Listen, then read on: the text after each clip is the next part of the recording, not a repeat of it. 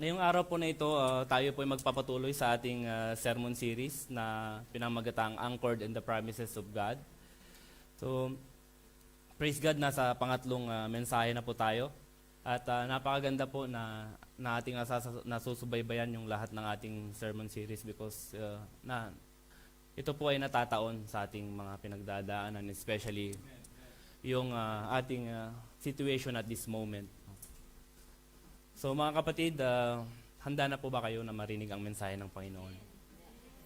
So first, kung naalala niyo po yung ating topic nung mga nagdaang mga linggo, naumpisahan po natin ang ating sermon series kay Pastor Joel, Standing on the Promises of God. And last week po, ang ating pinag-aralan is about the promise of eternal life. Praise God, no? So ngayong araw po, pag-uusapan naman natin, kung narinig nyo yung ating mga line-up, it's patungkol lahat sa peace. Okay. So, ang ating topic for today is about the promise of peace. So, napakahalaga po na tayong lahat na nandito ngayon ay meron tayong peace. Meron ba kayong mga peace? Praise God, meron tayong peace. So, dapat po na meron tayong peace because mahirap pag wala tayong peace. So, ang ating scripture verse po ay makikita natin sa Isaiah, chapter 26, verse 3 to 4. So, alam niyo po mga kapatid, kung magiging honest lang tayo, ang mundo ngayon ay magulo talaga. Magulo ang mundo ngayon. We are living in a time where peace feels increasingly distant. No? Parang napakahirap magkaroon ng peace at this moment, at this time.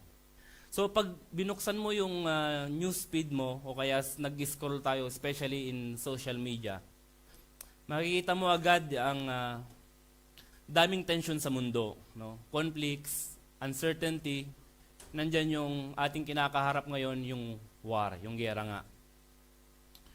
Pero mga kapatid, alam nyo ba na hindi lang ang mundo ang magulo? Minsan, magulo din yung pag-iisip natin sa sarili natin. Sa puso natin, no? Maraming tao ngayon ang may mga dalang anxiety, yes. Pressure, restlessness, yun nga, nakakasira ng tulog yung siren, di ba? Hindi tayo nakatulog ng maayos. Nagiging alarm clock na natin yon. Even ang aga-aga pa, may alarm clock na kagad, di ba? Kung minsan nga, sabi nga yung mga iba, pampatulog na daw.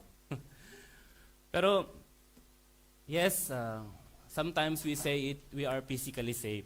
No? Pero, yung battle is in our spiritual. Yung emotional state natin. No? We are sometimes unstable. Yung pag-iisip natin, okay, sabihin natin, we are good physically, but gulong-gulo yung isip natin. So, there are some observations that we can see at this time, at this moment. Conflict is not, sorry po, yung slide po natin.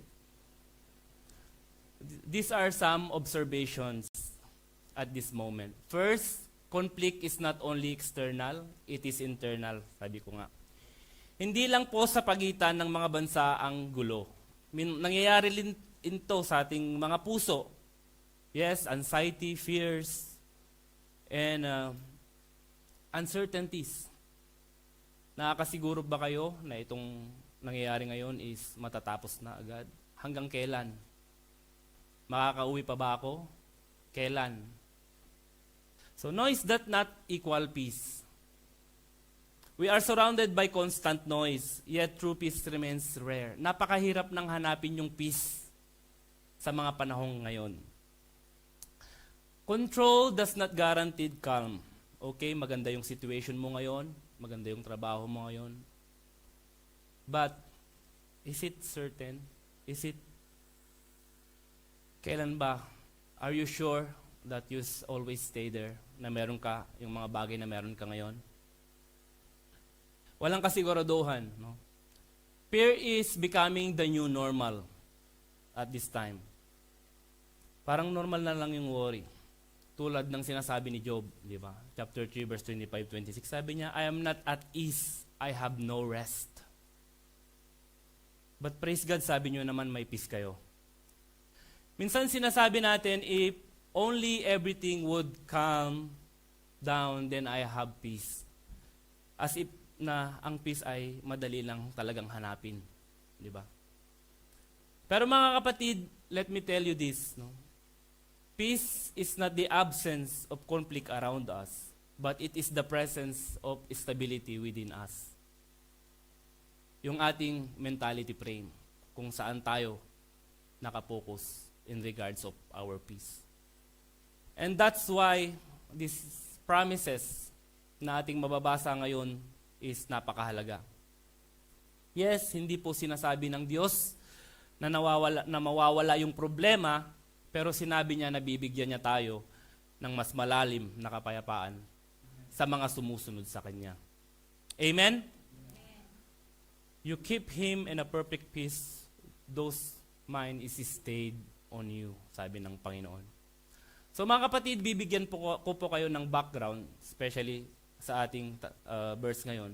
But first, I want to stand up, o tumayo po tayong lahat at basahin po natin ang ating scripture verse. Isaiah chapter 26 verse 3 to 4. Okay? Yan po. Okay, let us read 1, 2, 3. You keep him in a perfect peace whose mind is stayed on you because he trusts in you. Trust in the Lord forever, for the Lord God is an everlasting life. Okay. Amen. Makakaupo muna tayo. Tayo po saglit na manalangin. Panginoon, salamat o God sa umagang ito, Panginoon Lord. Na dinala mo kami sa lugar na ito, Panginoon Lord God, para marinig ang salita mo, Panginoon. Mangusap ka, O Diyos, at ipahayag mo yung salita na dapat naming marinig sa umagang ito, Panginoon. Linisan mo kami, Panginoon, para maramdaman namin at maunawaan namin ng maayos ang salita mo, Panginoon Lord God.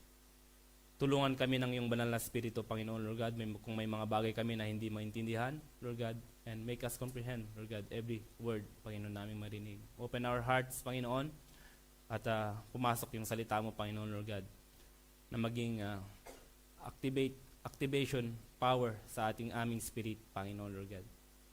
Lord, pinagkakatiwala ko yung salita mo, Panginoon. Use me as your tool, as your vessel, Panginoon Lord God, at ikaw ang siyang makita sa aking pagsasalita, Panginoon Lord God. Lord, purihin ka at sambahin ka sa pangalan ni Jesus.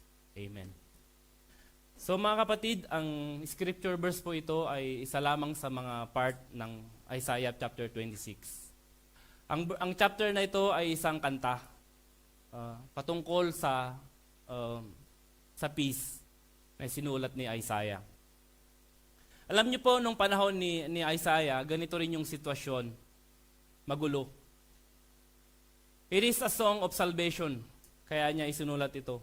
It is a song of trust. It was written by no other than Prophet Isaiah during a turbulent time in time of Judah's history. So when the nation was threatened by the powerful empire, dito yung time na dumating yung mga Assyrian Empire, and at the later time, yung Babylon Empire naman. So, bakit niya naisulat itong song na ito? The Song of Trust or a Song of Salvation. Judah at that time was facing political instability. There is a fear, there is invasion threats. Many people were tempted to trust in alliance, military strength, and foreign power instead of God. So kumbaga, nalilihis ang kanilang pag-asa, hindi sa Diyos, kundi sa mga military strength and foreign powers. At that time, may prosperity, pero may korupsyon. Huwag na natin titignan yung Pilipinas. May religion, pero shallow siya, hindi siya ganun kalalim. May progress, pero walang peace. So Isaiah repeatedly called the people back to faith. Hinihikayat niya at that time yung mga tao na bumalik at dumipende sa Panginoong Diyos. So ang kanyang purpose is to encourage to trust God despite of uncertainty and fear. Ini-encourage niya yung mga tao because hindi na sila nakatuon sa Diyos. Nakatutok na sila sa mga militar, sa mga strength of the politics. To show that the true peace or perfect peace comes from focusing on God, not circumstances. Di ba? Kasi minsan yung peace natin, we put on circumstances, not God. And next, Isaiah's purpose is to remind people that God is an everlasting rock.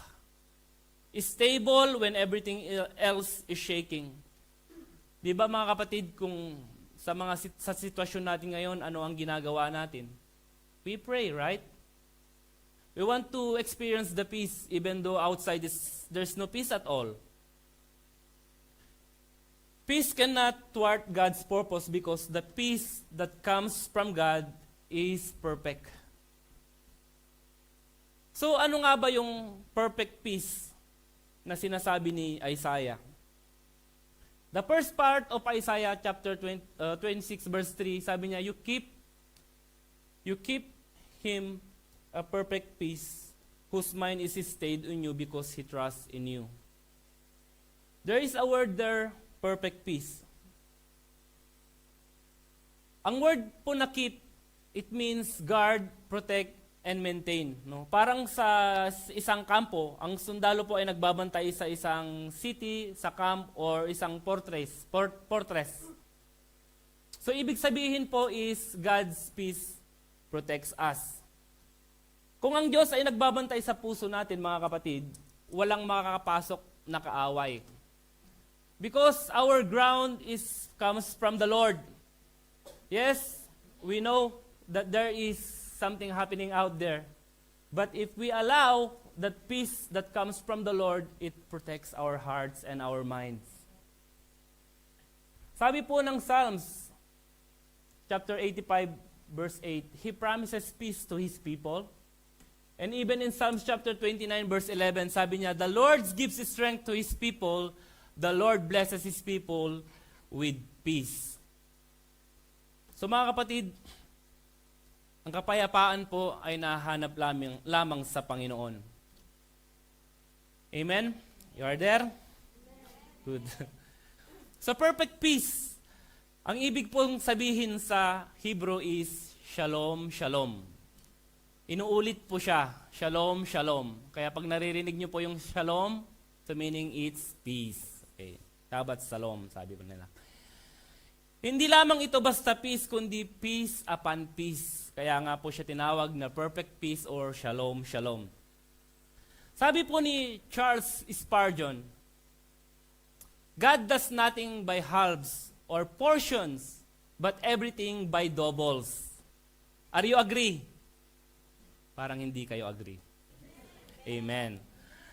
Parang sinasabi dito na kumpleto, sobra, at walang kulang. Amen? Ang shalom hindi lamang katahimikan, but this is a wholeness. It is a restoration of our thinking. Alignment with God. Kaya kapatid, kung nag-worry ka ngayon, baka hindi tayo align. Maybe there's something wrong. Maybe we are not meditating already. Maybe we are not praying already. If we align ourselves to God, mararanasan natin yung sinasabi niyang shalom. Perfect peace. So ngayon, where true peace is found, saan nga ba mahanap ang kapayapaan? Is it circumstances? Is it in the people? In our possessions? Sabi po ng 2 Thessalonians chapter 3 verse 16, now may the Lord of peace Himself give you peace always in every way. Sabi niya po, the Lord of peace Himself.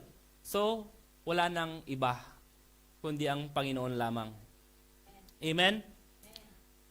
Always in every way, God's peace is complete and sustaining, even when life is chaotic.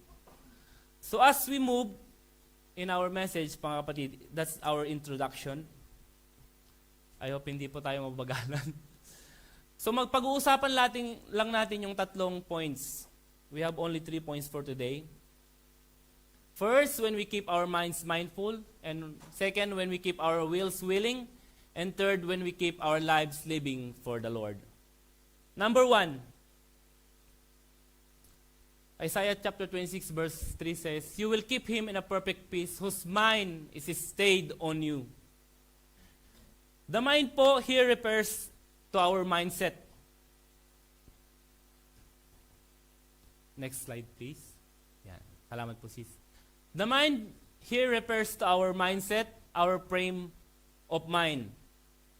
The word stayed means being anchored, leaning on, or holding firmly unto something. So parang ikaw, no, ay nakasandal sa matibay na pader. Yung buong bigat natin doon nakadagan o kaya nakasandal, no? Kumbaga, we rely on all our strength, on all our force on that thing or that yung bagay na yan, no? So in other words, we are to reframe our focus. We need to reframe our focus. Instead of getting lost in problems, yes, talagang nakaka-out of focus. Minsan tayo pa yung nagiging source ng problema, yung mga nananahimik na tao. Because we put our garbage to those people na nananahimik. Right? Kayo ba yon mga kapatid? Hope we are not. No?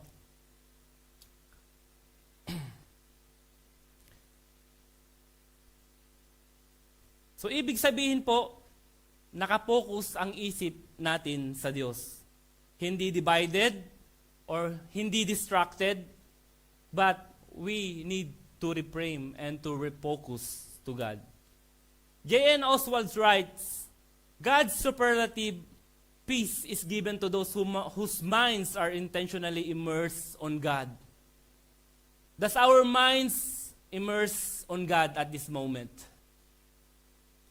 If yes, for sure, you have peace. Amen? Brethren, let's claim God's promises instead of focusing on our problems at this moment. Worry is using your time today to carry problems from the past and fears about the future, so you end up missing the opportunities today. Mga kapatid, ang worry po ay ninanakaw yung ating mga joy, ang ating mga pag-asa, your dreams. Worry can steal it. Kaya, pag nagkaroon ng worry, there's a possibility that we will out of focus. Magkakaroon po yung isip natin ng distraction. Hindi po tayo makakapag-isip ng maayos. And at the worst, inaagaw na niya yung attention natin to pray. But the truth is, that's the time that we need to pray. That we need to immerse our life, ourselves, into prayer. So, wag nating hayaan na yung worry is nakawin niya yung araw natin, mga kapatid. Because if you start your day worrying, you end up worrying. Amen? So, there's a dangers of worry. Alam nyo, ang problema natin hindi lamang situation, sa mga situation. Minsan, imagination. On how we think. Sino dito ang nag-overthink? Overthinking. What if? Sino yung mga maraming what ifs? Si Jamaila. What ifs, no? What if mangyari ito? Eh bakit kung hindi? Oh, di ba? What if mawalan ako? Mawalan ako ng work, mawalan ako ng pera. Eh bakit kung hindi? Di ba? What if? What if hindi nag-work out? Kami? Tayo? Kayo? What if? Di ba? Kung hindi naman natuloy. What ifs? Mga kapatid, what ifs is not sure. It's not uncertain. Hindi pa lang nangyayari. Amen? Philippians 4:6 says, do not be anxious about anything. Pinapaalalahan po tayo ng verse na yan.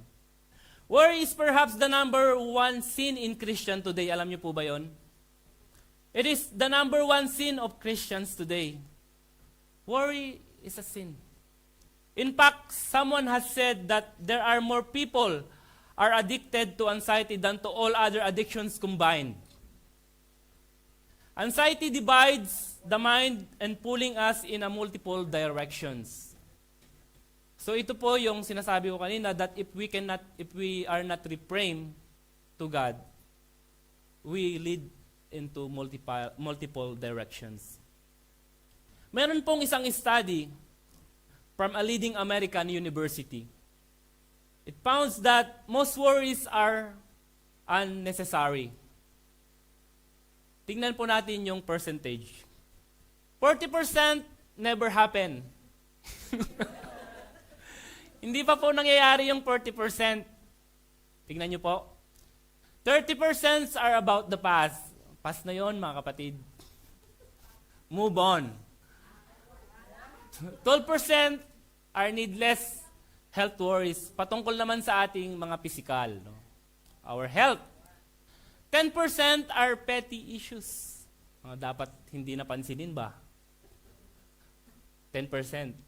And 8% only are legitimate concerns. So napakababa, no? Mas malaki pa pala yung mga hindi pa nangyari. Pero problema mo na, di ba? So, that means 92% of our worry is wasted energy. Sabi po ni Solomon, ang pag-worry ba ay nakadadagdag ng buhay ng isang araw. Amen? So, we need to keep in mind this percentage that only 8% are legitimate concerns, mga kapatid. But you know what? Even in that 8%, we need to trust God on it. Because worrying is really saying, God, you are not big enough. Even that, let's say 1%, we need to trust to God. R.H. Mounce said, worry is practical atheism and an affront to God. So worry is like believing in God in our lips, but doubting with Him in our hearts. And Jesus warns us also in Luke chapter 21, verse 34. Be careful, on your heart will be weighed down with dissipation, drunkenness, and the anxieties of life.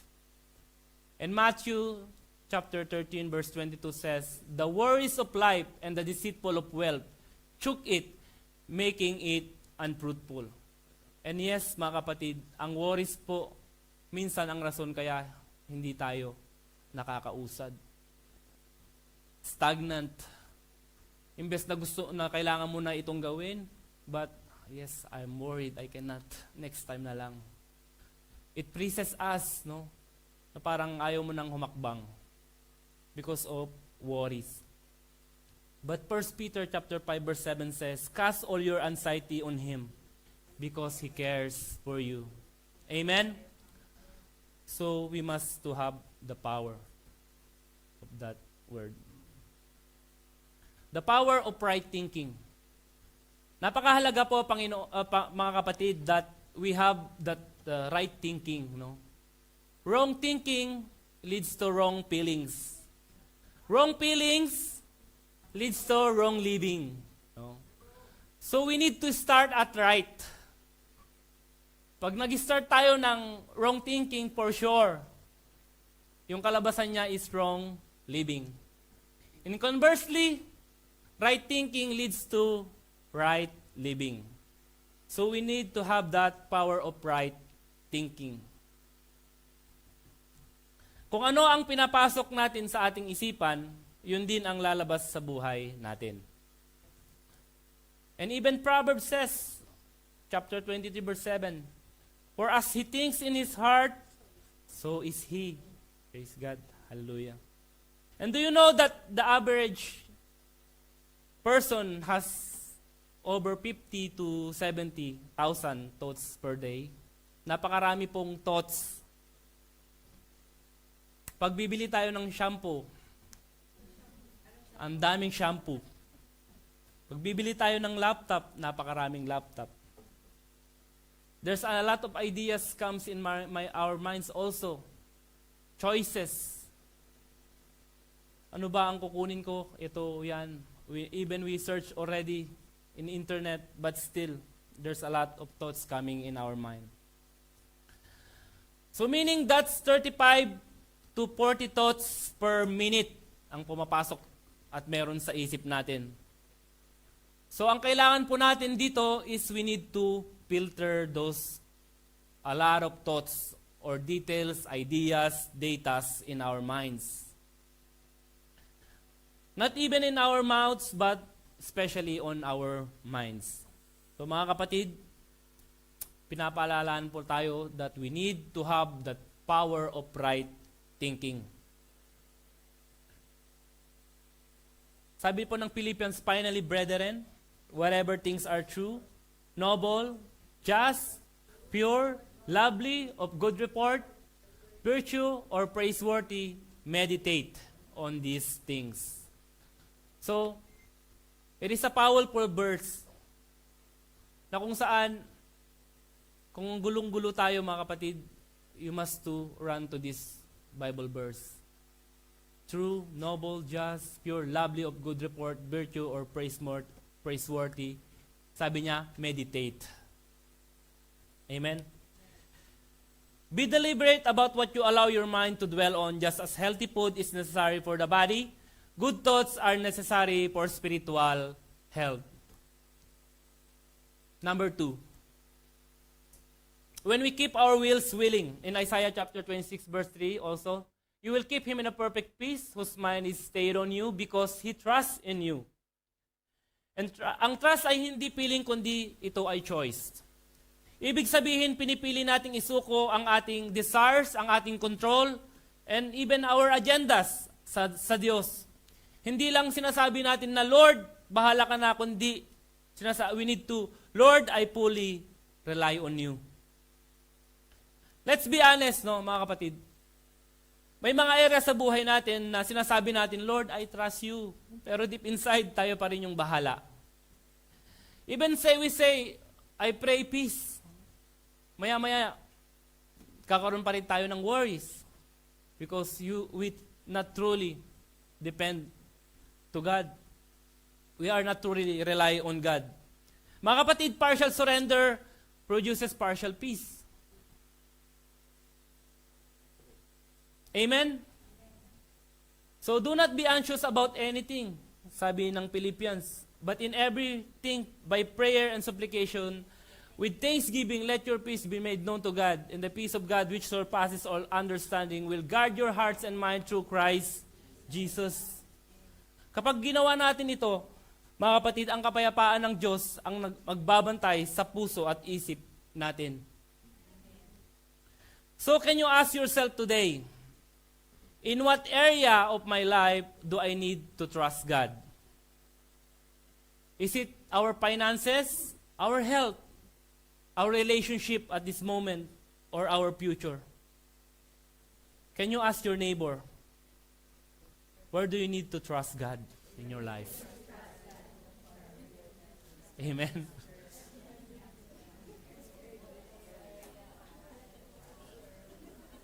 So let's keep our minds mindful and our wills be willing. And number 3 po, lapit na po tayong matapos. When we keep our lives living for the Lord. In chapter 26, verse 4, trust in the Lord forever, for in the Lord is everlasting strength. Mga kapatid, hindi lang one-time trust, but it is a daily commitment. Araw-araw sa bawat sitwasyon, piliin nating magtiwala at mamuhay na naayon sa Diyos. Amen? If I will going to ask you today, how is your spiritual journey? How is your relationship with God right now? Many of us start strong. Many of us start strong, but then we compromise. We drift or we fall into cycles of sin. Diba? May mga ganun po na attitude or character na sa umpisa lang talaga, no? Sigasig, ma-active, o kaya, yun, mainit. But in the meantime, time passed, they compromise, they drift from church, or at worst, they fall into cycles of sin. Meron pong isang pag-aaral in the Great Evangelical Recession, roughly 2 in the 3 evangelical at their 20s, they abandon their faith at their 30s. I hope lahat tayo ay 30 above na dito. So, sa 3 out of 2 na po yon, they abandon their faith at their 30s. I hope you will not abandon your faith. Church, God wants us to be faithful forever. Amen? So peace is not found in a moment with God. It is built in a life with God.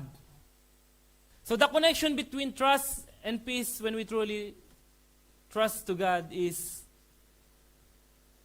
fear does not control us. And even the problems cannot shake us, and we will remain anchored in His strength. Amen? So there are 4 sources of peace. Saan ba natin mahanap ang peace? First, peace comes from the Savior, no other than the Lord Jesus Christ. John 16:33 verse 30 said, I have told you these things so that in me you have peace.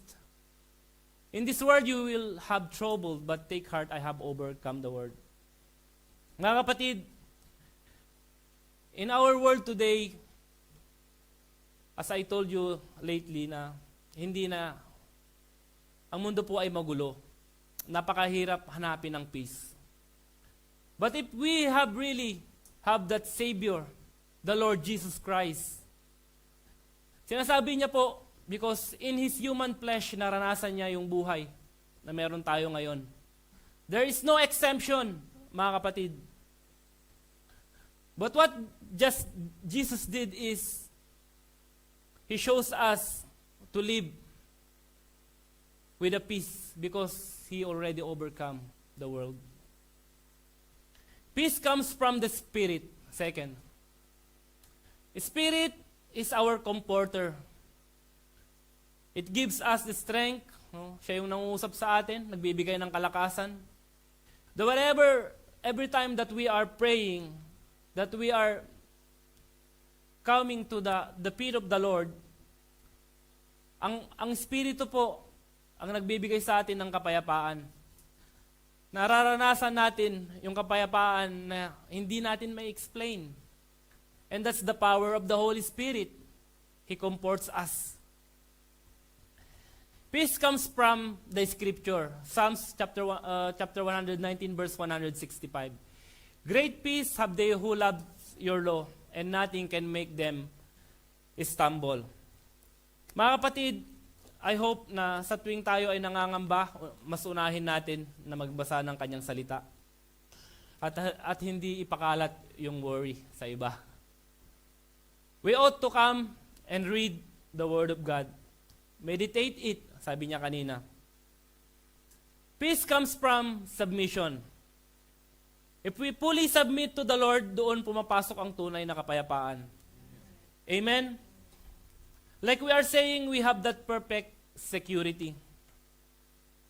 If you follow my decrees, sabi ng Leviticus, and are careful to obey my commands, I will grant peace in the land, and you will lie down, and no one will make you afraid. Di ba napakagandang pangako, mga kapatid? If we submit to the Lord, we experience His fullness of peace. As I conclude, brethren, as we walk in our chapter today, Isaiah chapter 26, we've seen a powerful truth. God will keep us in perfect peace when we keep our minds mindful.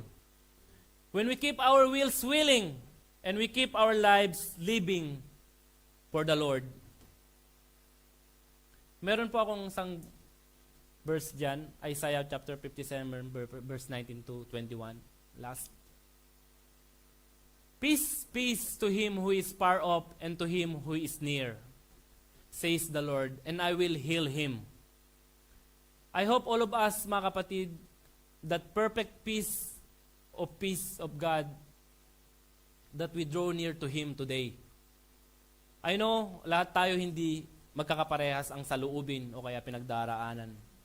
I don't know what's in your mind right now, but one thing is for sure, that the promises of God will lead us and heal us to have that perfect peace. Mga kapatid, tanungin natin muli ang ating sarili. Ano ang nagpapagulo sa isip natin ngayon? Saan ako naghahanap ng kapayapaan?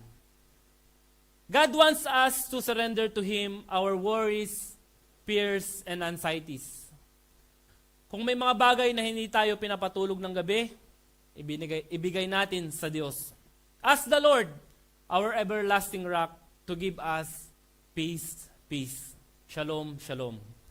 Isang kapayapaan na buo, sapat at hindi natitinag kahit magulo ang ating mundo ngayon. Mga kapatid, again, problem cannot thwart God's purpose because the peace that comes from Him is perfect. So, I hope that we are encouraged by the Word of God. Let's meditate on His promise. God bless po sa bawat kasama.